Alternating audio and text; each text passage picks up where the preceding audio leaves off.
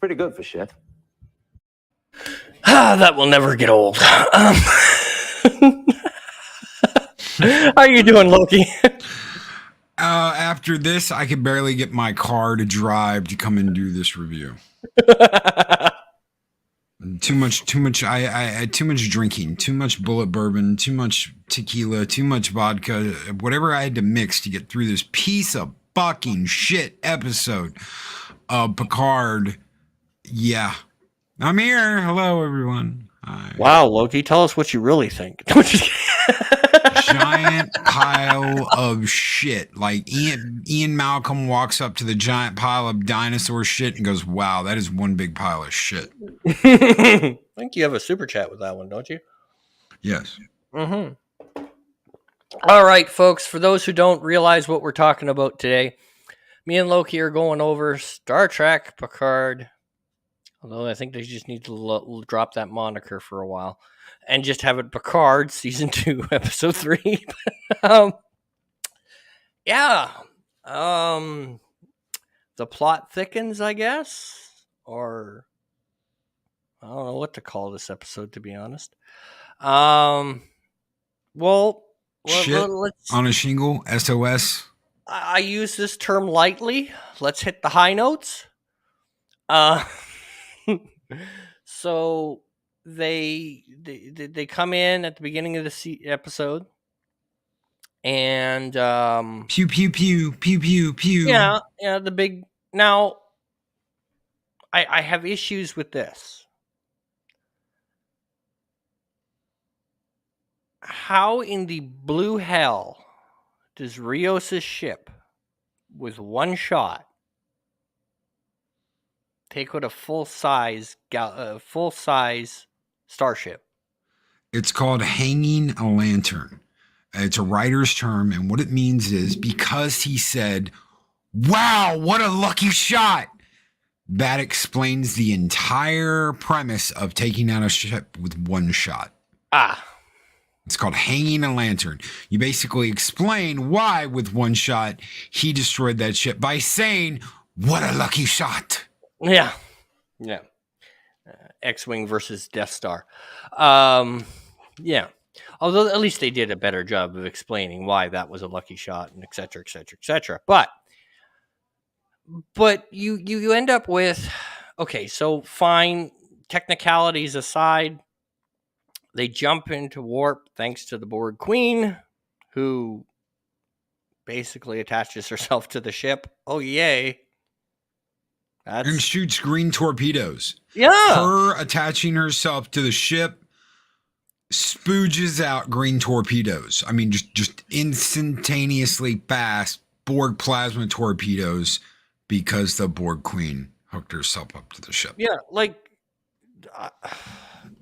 you're going to hear this a lot throughout this episode review on my half. We needed dialogue here. We needed more dialogue than I'm not in control of my ship anymore, Captain. And we needed more. I mean, think back to any other time the Borg have taken over a ship. They're recalibrating the torpedoes. They're changing the temperature. We should have got a dialogue of what she was doing. Right? Right. And then that could have, as corny as the explanation could have been, you could have explained it away with plot armor. Okay, cool. They've given us the excuse. But there's no excuse. That's the problem I have. Is there's no excuse. It's just solution. Okay, but what systems was she taking over? What exactly was she doing?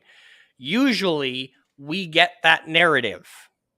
Now, you can argue back and forth, as Loki and I have, about several things, about the benefit of such bullshit, but there's no bullshit.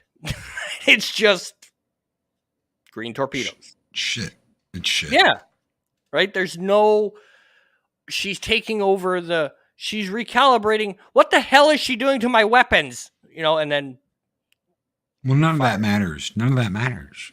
Right? The writing crew on this and Discovery and all the other shows have decided that it's better to throw a member berry at you than explain what in the hell is going on their own show.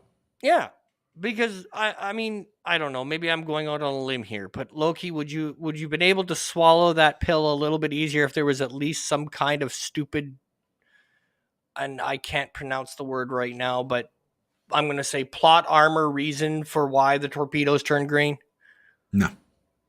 Well, probably not. You just know. Yeah. Well, you're supposed to know that, it's the Borg Queen doing it. The Borg Queen just miraculously made Borg plasma torpedoes. Yes, but what I'm saying is if during that sequence there was some type of dialogue explaining how she did it, even if it is within a stupid realm, would that make it better? You mean like that short of time? Yeah.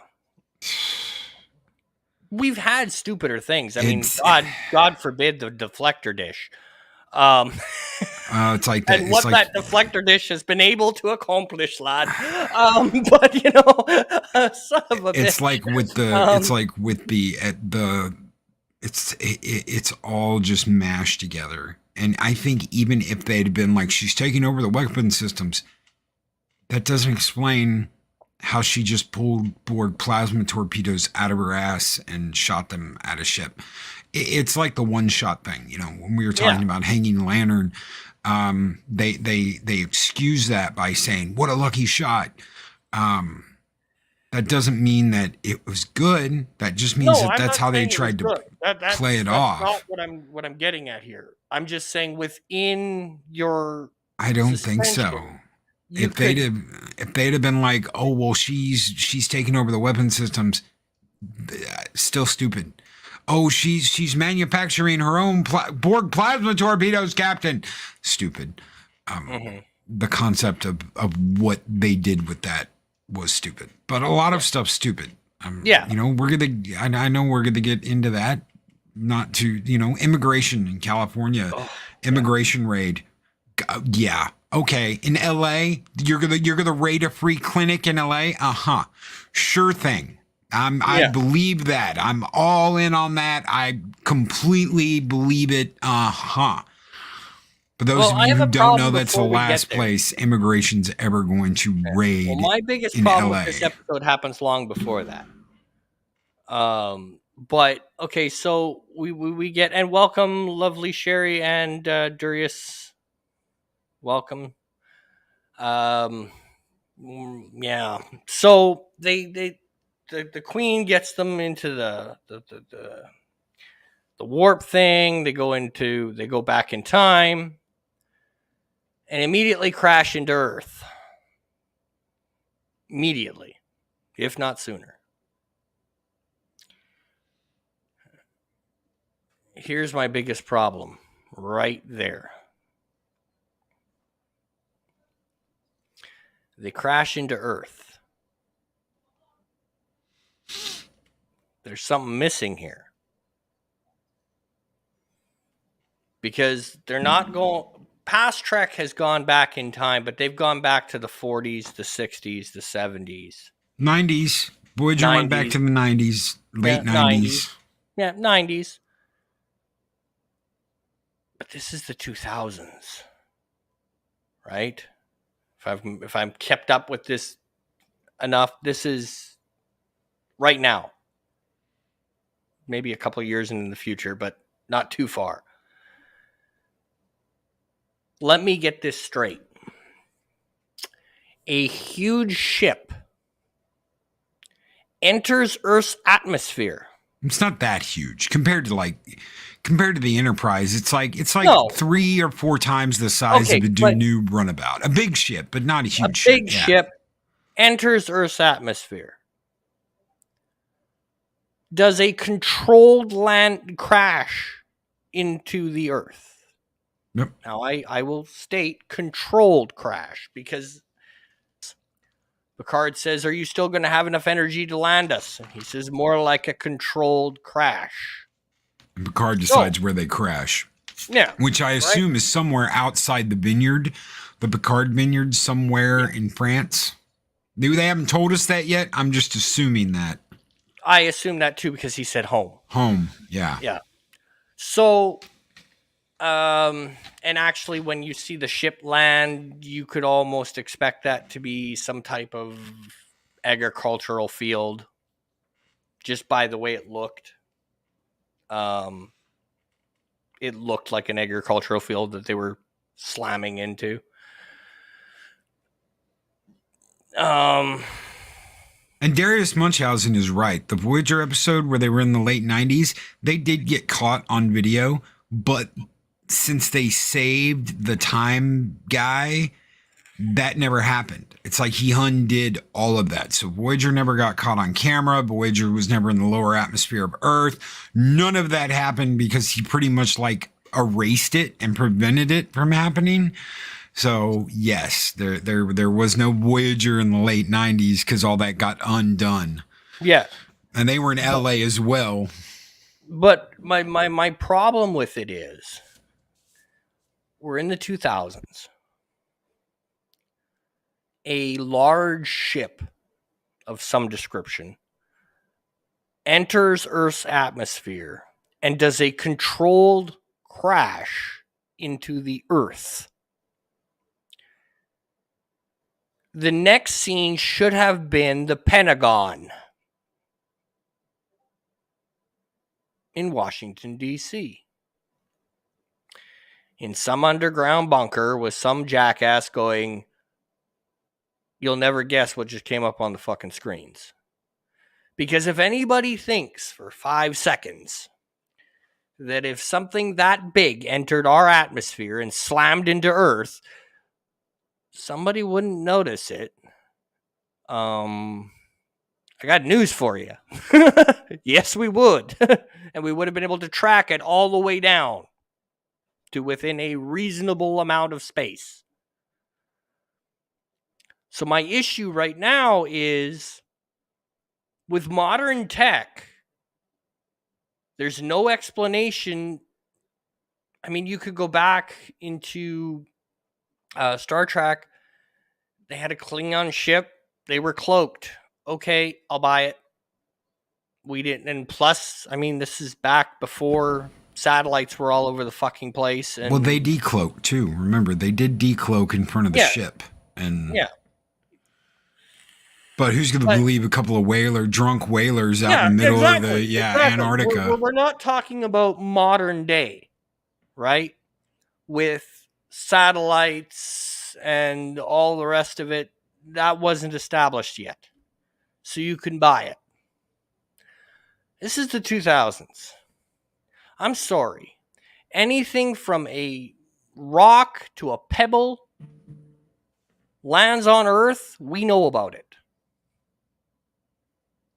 Now, well, you can see where they also they make a mistake here. They wanted to replicate what happened to that Klingon bird of prey when it came back to Earth, when it had traveled through time. The problem is that the power drain they talk about only happened because of the fucking probe. It didn't happen the first time because there was no probe there. So all of that, they should have just gone into orbit and they should have been fine. The power systems on Rios' ship are much more advanced than what was on the Klingon bird of prey. And the only reason why the Klingon bird of prey had problems was because they had shitty dilithium crystals. And even Scotty said that. The time travel dreads these Klingon crystals, Admiral. That never happened to the Enterprise when it went back in time. And it had a totally different power system then. So there should have been no giant power drain. This is what you get when idiots write fucking Star Trek. Okay, first time of the episode, Devil's Advocate, Rambling Canuck steps up. I think what they were going for, unfortunately, they never put it into dialogue very clearly, but I think what they were going for was the power drain was not because of the time travel, it was because the Queen was in charge of the ship and the Queen was toast. So I think that happened after. That happened No. after. No, it was when they crashed. That's why she was draining power around the ship, and why one of our crew members gets into the position they're in is because the Queen was trying to save herself after the crash, and she was draining power from the systems, but that happened after the crash. Yeah, but I'm pretty sure that was what that was implied. Now, it makes no fucking sense, I will grant you. But I think that's what they were implying, is it was the Queen. Because the Queen was taken out, therefore they lost power, etc., etc., etc. But that happened after the crash, not when they got to the crash, timeline. The crash and that, yeah, it's so fucking. Then that's what I was saying. This is what you get when you have dumb fucking people writing this stuff. When you have dumbasses writing Star Trek, this is what you get. Yeah. But the other problem is now they've written themselves into a really nice corner. That ship hits Earth at the same velocity that the D hit that planet. The D never flew again. Narendra 3, but that was just the saucer section. Yeah. But still, it hit the same velocity. It never took off again. But there's one thing. USS Voyager was designed to fly in the atmosphere. The Enterprise D was never designed to fly in the atmosphere of a planet. No. A lot of the Star Trek ships, even the Enterprise, the original Enterprise under Kirk, wasn't designed to fly in the atmosphere of a planet. It could, but it wasn't designed to. Obviously, almost none of them were ever intended to land. The Enterprise D, or the saucer section, actually had emergency landing struts. If you look in the blueprints and the technical manual, the saucer section had these emergency landing struts that it could use, but they never had time to do that. Yeah. Obviously, this ship never had time to do that, but the saucer section was obviously cut off from all of the engineering section. Yeah. It would have actually been a lot more disastrous if the Enterprise D had landed intact with both pieces. It would have probably blown up and killed everybody on landing, which is why you got the saucer section that can do the skip landing just in case. It's supposed to skip like a rock on a pond, and sure as shit didn't do that when it landed on Narendra 3. No. They forgot the skip part. But so this ship smashes into Earth, and the part they've written themselves into the corner of is at some point we know this ship is going to take off again. Yes. Yeah, of course it is. Because they can't leave it there, and they've got to use it to get back. Right. We know this ship is going to take off again. Well, you've written yourself into several corners. Number one, it wasn't just a little, oh darn, we bended the fender. This was a full-on smash into Earth. Right? Right. So, you see where I'm getting at? They're going to have to explain how in the they do repairs to this ship under the pretenses of they're in the past. It'll be the Borg Queen. It'll be some kind of Borg fix. That's their easy out for everything. Yeah, true. Use the Borg Queen. Either Queen or Q, yeah. Those are their two easy fixes for this season, yeah. Or as soon as they fix whatever Q did to alter the future, everything will go back to nice and tidy, and they'll suddenly be back on board the Stargazer. They're right back on the Stargazer right before the Queen beams over or whatever. Yeah, and they're all like, they all look at each other like, oh my God, we're back. And then Picard's like, do not self-destruct the ship. Stop. Queen, come here. I'm going to give you a hug. We're all friends now. We're all friends. Let's all get along. We can have tea. Computer, Earl Grey, hot. We can all sit down and have tea together. The Borg and Federation, and we're all friends now. Everything's fine because Orange Man bad. And I do have to point this out. At some point, Picard has to turn Churchill just for that. I'm just saying he's got to go full Churchill. I'm just saying. I need that now in my trek. I mean, I need Picard to go full Churchill. But I mean, yeah, I guess that's going to be the easiest way. Is once they fix this, then it just all snaps back. But I mean, if they do, yeah, it just opens up more questions than it gives answers. So we've hit where they've smashed into Earth, and I mean, as far as I'm concerned, the FBI, the CIA, half the U.S. military, half the world's military should be on alert by now. Nah, we don't need none of that. Well, if anybody would have a brain knows that this is what would happen. I mean, fuck. Come on now. We got Velcro from the Vulcans. Come on now. Come on. Oh God, help. Yeah. Who remembers that shit? Who remembers that stinky pile of shit? Oh, and then she pulls the purse out at the end, and oh, it was all real. Oh, wow. Give him a ribbon. You writer fucking hacks. Even the hacks on Enterprise could write better shit than this, and I'll sit here and make fun of the shit that happened on Enterprise. God help us. Thank goodness I only saw half of that. But so you get them, they're crashed, and then they have the argument. Well, of course, our I guess our cast member from Lord of the Rings dies. Yakato Han! Oh shit, I've been shot. Yeah. Elrond of Rivendell has passed into another realm. Yes. So they do the old death scene, and then leave it to I almost said leave it to Beaver, but Raffy. I kept saying Yaffy earlier. It's Raffy. Yeah, Raffy. Yeah, Raffy spazzes.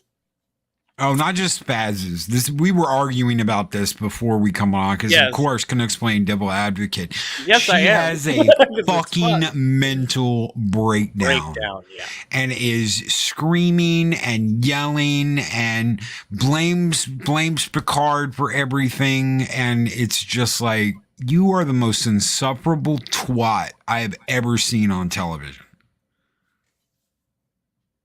Yeah.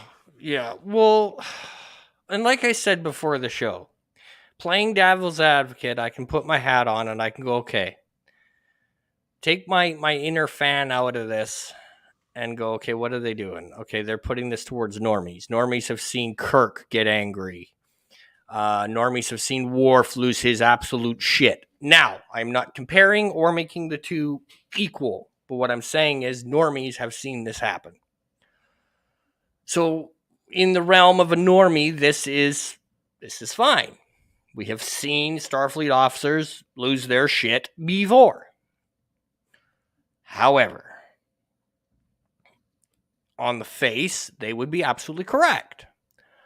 The problem, which Loki has pointed out to me, and I have gone, yes, I know Loki, but on several occasions, they had the respect one of the fans first and respect of their crew first.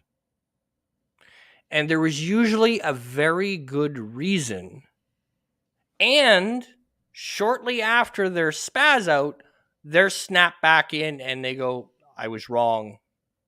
And they continue down the let's get the job done path. And some of them, and I pointed this out with Canuck, like Scotty. Okay, Scotty loses his nephew in Wrath of Khan. Yeah. And while he is emotional, he's keeping his shit together. Yes, he is emotional. Yes, he is crying when he's talking to Kirk, but he's not yelling, flipping out, and spazzing out all over sickbay. He tells them, he's like, they stayed at his post when the trainees ran, and he's upset, but you can feel him keeping his shit together. This bitch just loses it, and she is all over the place. And that is the problem here. That is the issue that I had with this was she's a Starfleet officer. She's been trained. She's been No, tested. call Uncle. And instead of, and yes, you can get emotional, but you don't spaz out and lose your shit. She's been trained. She's had the same training they've all had. And it's not even someone she is related to. So if Scotty, above all people, could hold his composure with his nephew, I expect this bitch to be able to hold her composure. Yes, you can get emotional. You're a human being. You're a human being. Of course you get upset. But you have had the training and all of the tests to make sure you can handle that when the shit goes bad. And the shit's going bad and she's screaming like she doesn't know what to do. Like she's never been in this situation before. Well, see, and here's the problem. If again, playing devil's advocate, if we look back at her character, her reaction is what I expect. Oh yeah. Oh yeah. Like if I'm going by her character arc, I expect this from Raffy. This is the reaction, exactly to the T, the reaction I expect from Raffy. Because it has been shown, even in season 1, Raffy is a little bit nuttier than a nut factory. So, and Raffy does not handle anything very well.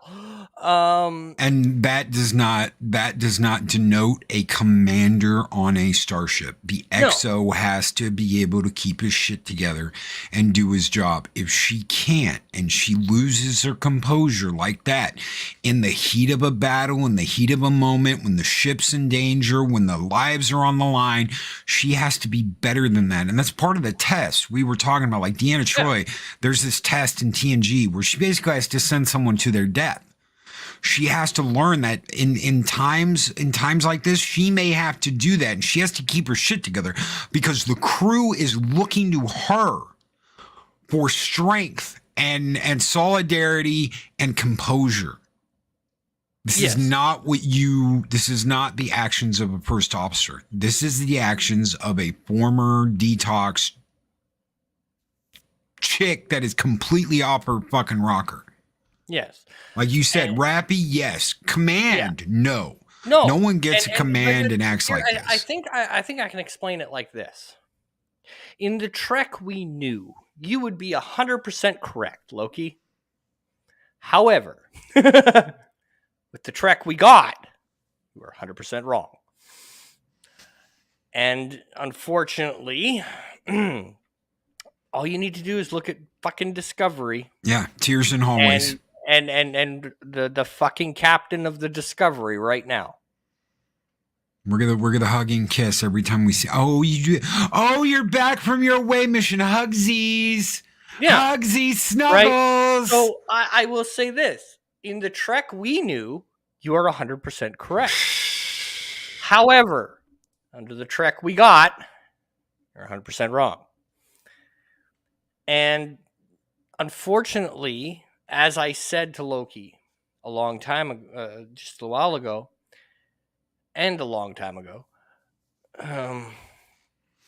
this isn't written for us. It really isn't.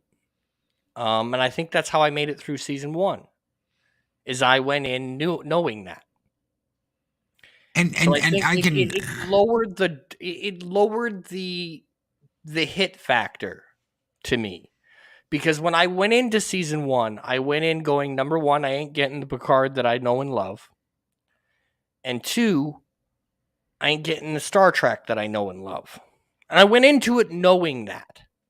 So to some degree, it lessened the impact of the blow to me. But here we are in season 2. It wasn't made for you. Yeah, Darius Munchausen. It wasn't made for you. And here I said this tongue in cheek to Loki. And as a wrestling fan, many of you may know that I have followed that weird monster that is WWE for many, many moons.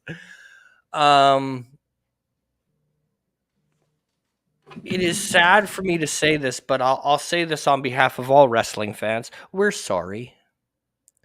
Because everything that's happening and companies, I swear to God, they've hired Vince McMahon as a consultant. I swear, Disney, CBS, all of them, they've hired Vince McMahon as a consultant.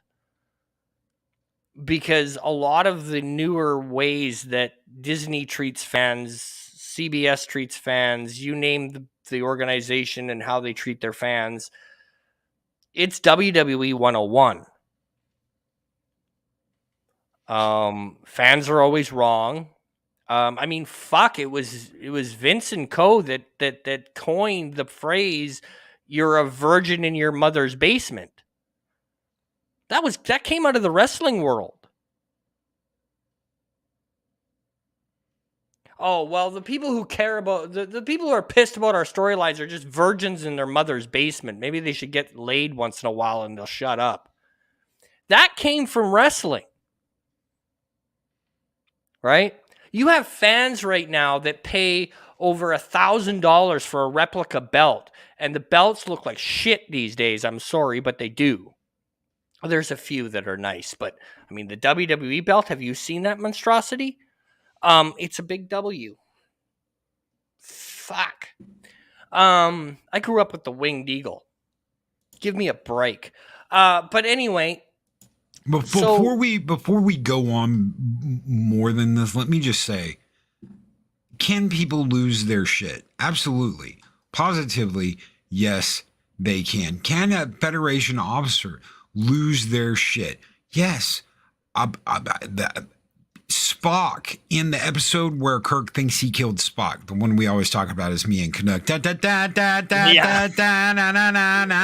Right? He loses composure of Vulcan when he's like, Jim, and then he stops and he looks around at everybody who just saw him release emotion and immediately is like, I'm back to being me, emotionless Vulcan, Spock.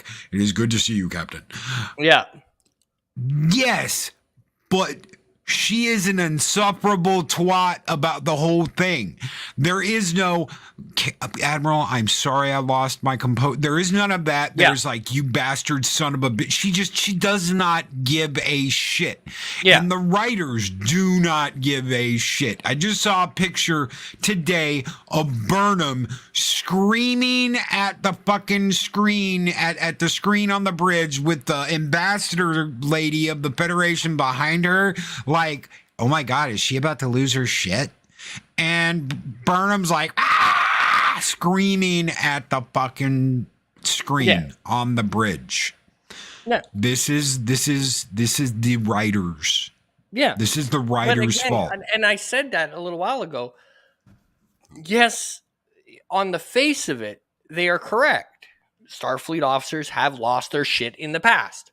The difference is at some point during the episode or within the arc, it gets addressed. Back, right? They snap back and they're like, I'm sorry, Mike. Like, even Worf, when Worf goes on fucking, I'm gonna fucking kill this son of a bitch, and he does, he looks at Picard and says, I was wrong. Right? And Picard goes, yeah. but it's addressed. And I'm majorly yeah. Oh, God. That right there. Captains do not do this on the bridge in front of their crew. Yes. Yeah. But again, there's a point in the dialogue where they stepped out of line. They dropped the ball. They address whatever the case may be, they address it. It's not addressed here. And it won't be because they don't see anything wrong with how she acted and what she did. Yeah.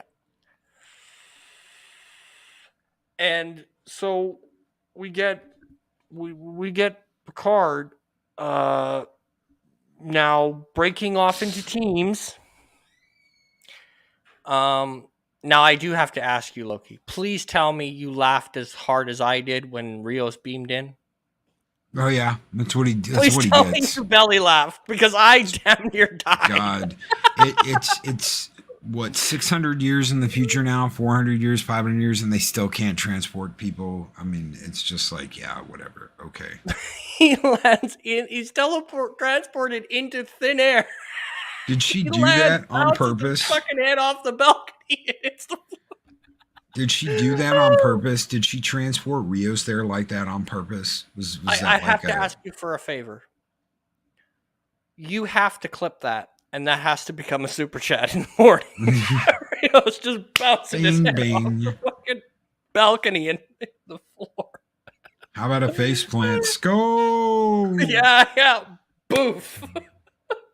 The ultimate oof moment. So and the reason this is done is because before they leave, Picard says no getting arrested, no going to hospitals. So Rios within the first 5 seconds has to do all three.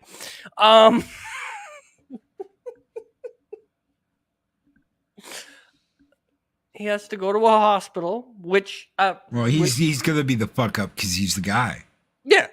So he ends up in a hospital, which, you know, not just a hospital. It's not just a hospital. Yeah, it's a clinic. This is a free clinic in LA. Yeah. Which doesn't make any sense to me because here in Canada, all our clinics are free, so it doesn't make sense. Well, that part's fine. That part's fine. It's what happens after that. Because their immigration is going to raid this free clinic in LA. You don't understand what California is like. That would never happen. That wouldn't be allowed to happen. Well, they would never get away with. They would never get away with raiding a free immigrant clinic. No, because it's rather liberal, isn't it? Not just rather liberal. This is like the liberal capital of the world. Okay. That's what I thought. This is the capital of liberalism in the world. Yeah. Is California. Yeah. Yeah. They're not going to raid a free immigrant clinic in LA. Let's put this on their head. Where would they have to be for you to buy it? Throwing out all the other unlogical bullshit. Bible Belt, somewhere in the Bible Belt, which is like middle of the country down into the south. I could buy it then. Okay. They don't put up with that shit. Yeah. Okay. Just checking. So there is a place they could have. So the reason I said that was so there was a place they could have gone where that would have made sense. Yes. Yeah. But they chose LA because it's. And the year's wrong. This shit isn't happening now. It hasn't happened in probably about a year because immigration's pretty much shut down. They're just like, we don't fucking care. So you don't need to do anything. Just sit in your offices and chew bubble gum and whatever. We're going to fire half your staff. But as long as you're still there, just sit around, chew bubble gum, and don't worry about doing anything. Yeah. Yeah. So that's where all of Roddy Piper's bubblegum went to. Son of a bitch. Got a wrestling reference in. All right, so they're in this clinic. He gets treated. I guess that's what you can call it. He gets treated, and then they do the raid. All right, so he stays behind to assist the doctor. Now, do we want to talk about how goofy the story is about how he lost his communicator? A kid took it. He dropped it on the way into the hospital, and a kid picked it up, and a kid's got his communicator, and it's like doing Morse Code. Beep, beep, beep, beep, beep, beep, beep, on the button. 7 makes the joke, is that Morse Code? No, he's just tapping them. He's playing with it. So this kid's playing with it. Yeah. Why Picard or someone else hasn't noticed this yet and been like, bring him back. He's obviously in trouble. God only knows, but they're not going to do that. So what I'm expecting is this doctor is going to, oh, who are you? Oh, it's from the future. And oh, no immigration in the future. You come from a future with no immigration. Oh, yay. And yeah. Probably come back and study medicine and teach Starfleet how to really run clinics because, no one in Starfleet knows how to do that. Yeah. There's a certain doctor that showed up in named Pulaski that might have an issue with that, but or Bones. I'd love to see her and Bones in the same room. Barbaric bastards. What is this? We're dealing with medievalism here. Yeah. God. What's wrong? We can't dialysis. Dialysis. You just take this pill, and if you have any problems, give me a call. Doctor gave me a pill, and I grew a new kidney. Yeah. Fully functional. Yeah. But drilling holes in his head isn't the answer. The artery must be repaired. Yeah. Put away your butcher knives and allow me to save this patient. Yeah. My God. Oh, I knew I'd get Loki going on that one. All right, so now they do that, and fucking idiot gets arrested because, of course, he does. Fuck me. And they're carted away, and guess where his fucking communicator is? On the desk. Because she kept it and put it at the front desk. And he's carted away and arrested. Meanwhile, Seven and Raffy are at the top of a tower. Playing hide the zucchini that they don't have. Yeah. So now I guess we've got to talk about what happens on the ship while all this crap is going on, right? Oh God, I tried to put that as far out of my mind as possible because the rest of the well, stuff. grab your vodka, Loki, and let's. I mean, it is St. Patty's Day, so grab your potatoes. If you thought anything we talked about so far was bad,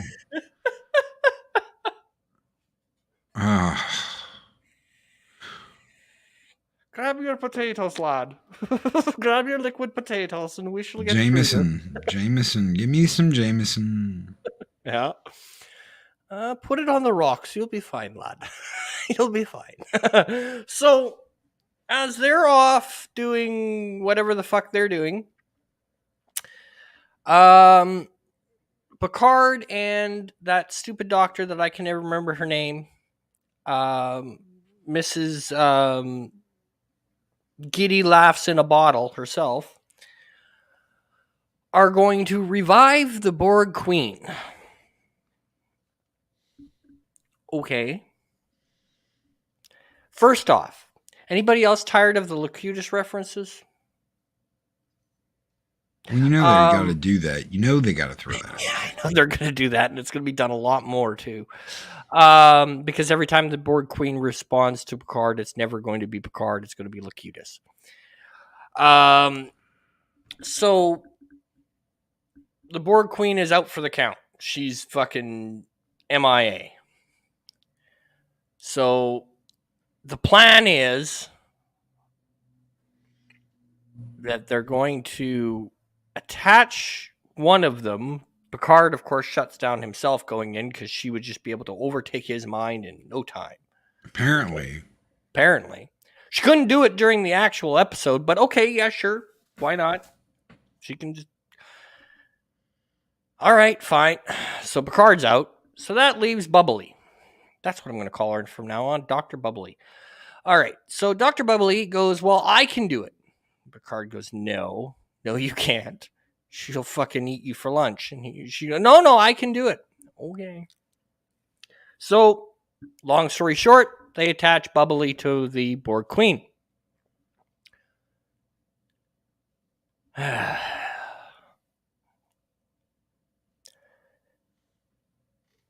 In a sense, what they're doing is they're combining the two minds, correct, Loki?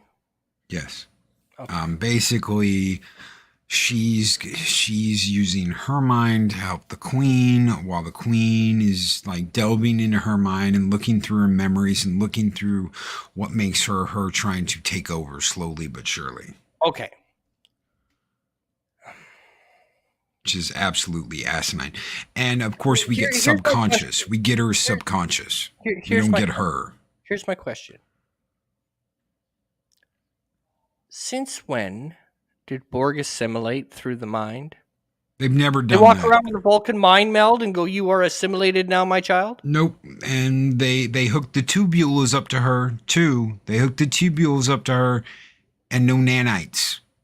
See, the nanites are really important, and they've just Yeah, forgotten don't you all need about. nanites for assimilation? I'm just curious. They've just forgotten about all of this. Right. So, Don't you need, because the big worry is that she's going to be assimilated. But that's not how assimilation works. Maybe the argument could be she'll break your mind and leave you a vegetable. Okay, I could buy that. But not assimilate her. Because in order for assimilation, they need the nanites, which are not present, from what we've been told anyway.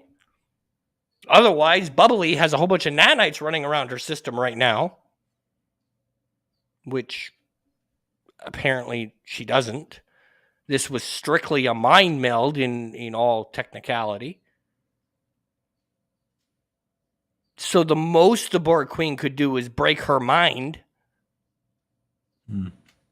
not assimilate her. Nope. So I don't understand where the threat of assimilation comes in. And Homegirl pretty much like mind fucked the queen. So yeah. Oh yeah. Yeah. Well, not only does she mind fuck, but she basically goes in and steals memories so that the queen doesn't have them anymore. Like literally takes memories away from her without the queen knowing, somehow, some way, and writes it off with the cheeky computer open file shit I stole from the Borg Queen. Yep. Okay. And the queen, of course, here's your lantern. We were talking about lanterns earlier in writing. This is their lantern to explain this. You have drawn my attention to you. You're in big trouble now. You're in big trouble. You impressed me. Yeah, you impressed me, so you're in big trouble now. This is their lantern on how she got away with it without explaining how she got away with it, of course, because that would be too difficult for these fucking hacks that don't know what they're fucking doing writing a Star Trek that shouldn't even be writing Star Trek because they're out fucking scissoring in the writer's room like, oh my God, girls, scissor time, woo! Yeah, they're so interested in bapping off to each other that they forget that they're actually writing a fucking sci-fi drama, and this is what we get. And here's the thing. That whole premise doesn't make any fucking sense because, as I've said, you don't get assimilated through the mind. Nope, nanites. The fuck? Nanites. But okay. Ignoring the obvious, she ain't gonna get assimilated, so why do we care? Picard pulls the plug. Because he can't tell whose arm is grabbing him. Mine. And you're like, because I did. yes, yes. I immediately thought of the fucking seagulls and mine. Look. Oh, it's memes. These people write through memes. They see a meme and they're like, oh my God, wouldn't that be great? Oh, fuck. So they now know the location of this watcher. Great. And the show basically ends with them knowing that, and of course, Mr. Rios getting arrested.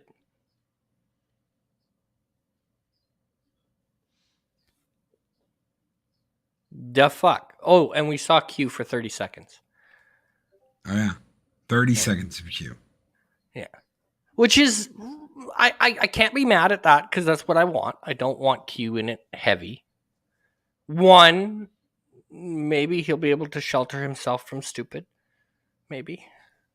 Or at least getting too much stupid on him. Although what he did in that fucking Lower Decks episode already has stupid on him. But anyway, moving on. Hey, let's ruin your characters. Let's ruin your idols. Let's ruin the men that have affected you the most in your life. Because deep down, we all hate our fathers.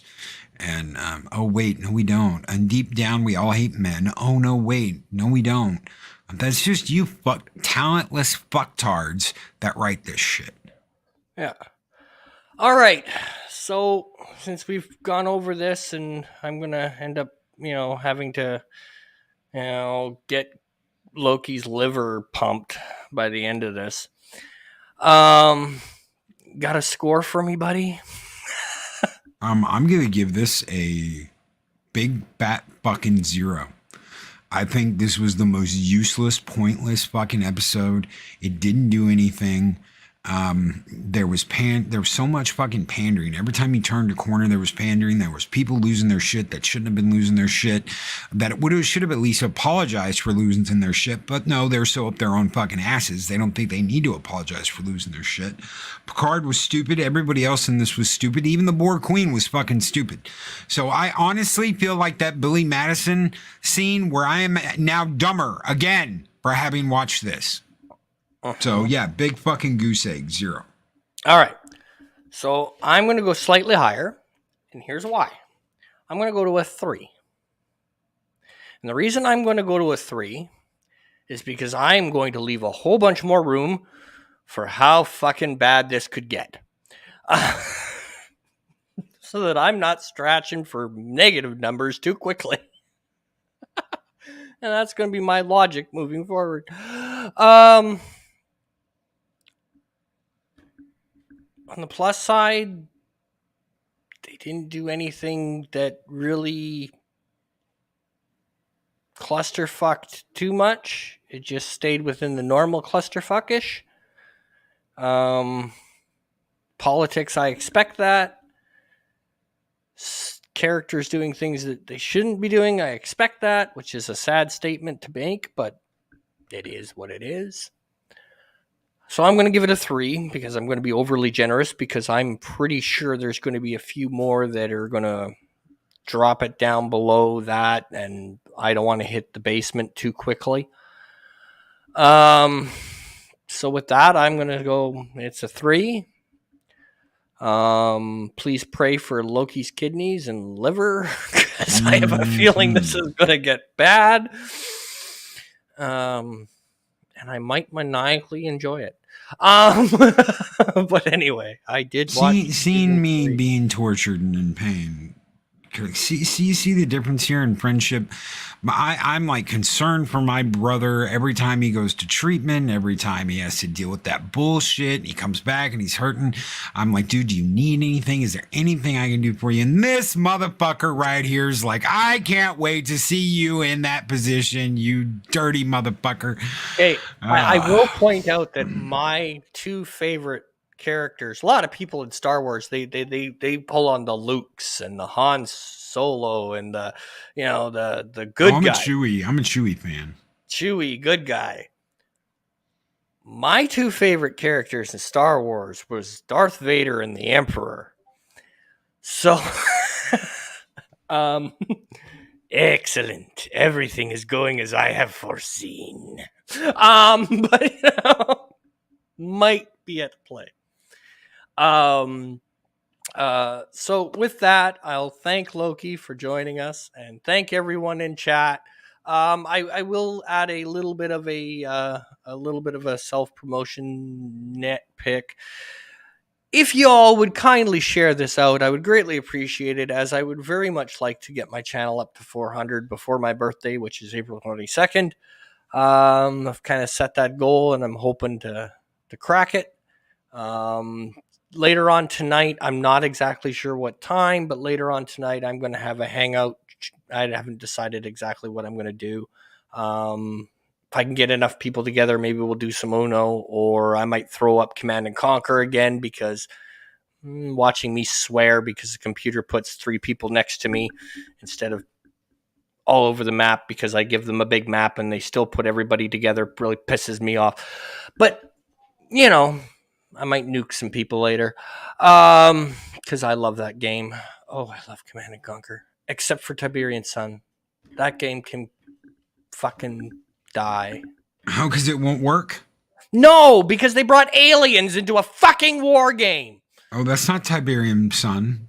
That's the one after that. That's that's Tiberian 3. Sun. No, what was that fucking weird people they brought into Tiberian? That was 3. That's the 3rd game. Yeah, the Croy or whatever the fuck. That fucking alien race can go blow me. Okay, Tiberium Sun was the like Kane lives in death. Kane lives.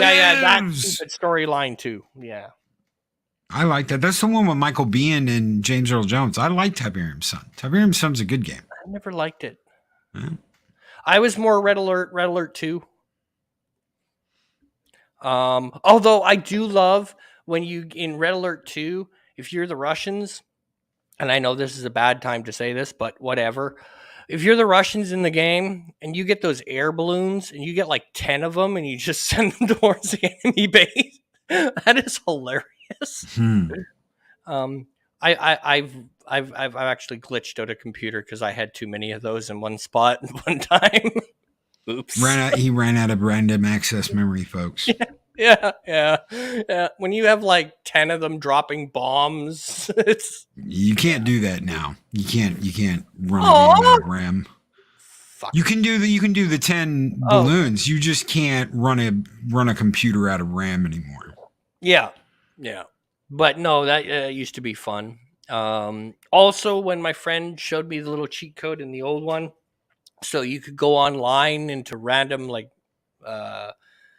what do we used to call them? Well, they were just basically internet cafes, and you battled your friends. You had to do it at internet cafes because all computers had to be attached to each other. Don't ask. So you'd end up with a cheat code that you could just sit there and nuke them forever, and you wouldn't have to wait for them to rebuild. Yep. You could just nuke. You can do that now. Here's a nuke. Happy New Year. Here's a nuke. And then you'd see like 5 people like lose their ever loving shit and leave the room. Great. Wish I could do that with this series. Yes, here's a nuke. But anyway, with that, I'll see you all later on this evening. I don't know. It depends on who I can get all together, but it is St. Paddy's, so this Irishman's got to do something, and I might even break out the whiskey because... There you go. Reasons. I still have some Crown Apple, so... yeah. With that, thank you, and take her easy, folks. Later, everybody.